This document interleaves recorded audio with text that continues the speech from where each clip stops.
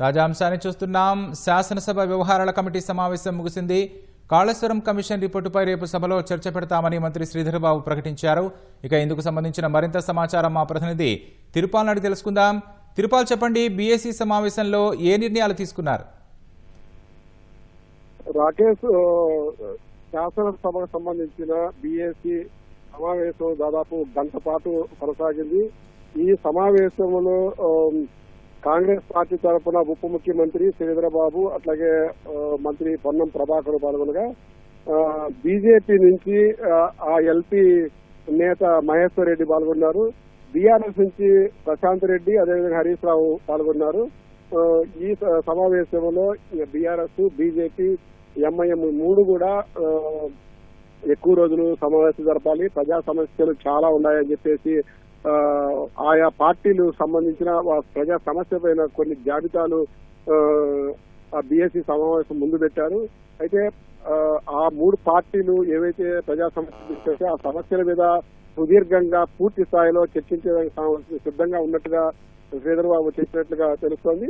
అదే ఇప్పటికైతే రాష్ట్రంలో ఉన్న నెలకొన్న పరిస్థితులు, ఒకటి వరదలు, రెండు గణేష్ నిమజ్జనం, ఈ రెండు అంశాలను దృష్టిలో పెట్టుకొని తాత్కాలికంగా వాయిదా వేసి ఆ తర్వాత ప్రజా సమస్యలు పరిష్కరించేదానికి పూర్తి స్థాయిలో ఎన్ని రోజులు కావాలంటే అన్ని రోజులు సమావేశాలు నిర్వహించడానికి ఇబ్బంది లేదని చెప్పి అధికార పక్షం స్పష్టం చేసి, అయితే అధికార పక్షం చెప్పిన మాటలను నిరసిస్తూ బీఆర్ఎస్ పార్టీ మధ్యలోనే వాకౌట్ చేసింది.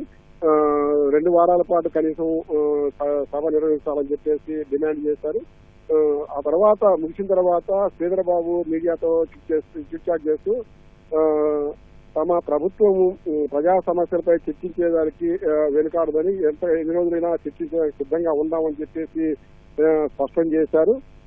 కాళేశ్వరం సంబంధించి రేపు చర్చ చెప్తామని, అదేవిధంగా బీసీలకు సంబంధించి ఏదైతే గత ప్రభుత్వంలో రిజర్వేషన్ సంబంధించి సీలింగ్ చేసా ఆ సీలింగ్ ఎత్తివేసేదానికి తిరిగి బిల్లు ప్రవేశపెట్టినట్టుగా స్పష్టం చేశారు. ఈ రెండింటినీ ప్రధాన అంశాలుగా తీసుకొని ప్రవేశపెట్టినట్టుగా చెప్పారు. దీని తర్వాత ఈ వరదలు తర్వాత నిమజ్జనం తర్వాత మళ్ళా తిరిగి శాసనసభ సమావేశాలు కొనసాగుతాయి. 4 రోజుల 5 రోజుల అనేది గ్యాప్ అనేది చెప్పలేము. రేపు సాయంత్రానికి తిరిగి ఈ అసెంబ్లీ సమావేశాలు ఎన్ని రోజులు కొనసాగే స్పష్టత వచ్చే అవకాశం ఉంది కాబట్టి రేపు సాయంత్రం చెప్తామని చెప్పారు. రేపు మాత్రం ఇది సంబంధించి చర్చ జరగనున్నది. ఈ రెండు అంశాలు గణేష్ నిమజ్జనం, వరదలకు సంబంధించి అయిపోయిన తర్వాత బ్రేక్ తీసుకున్న తర్వాత తిరిగి కొనసాగిస్తామని చెప్తున్నారు. రాకేష్, ధన్యవాదాలు తిరుపాల్.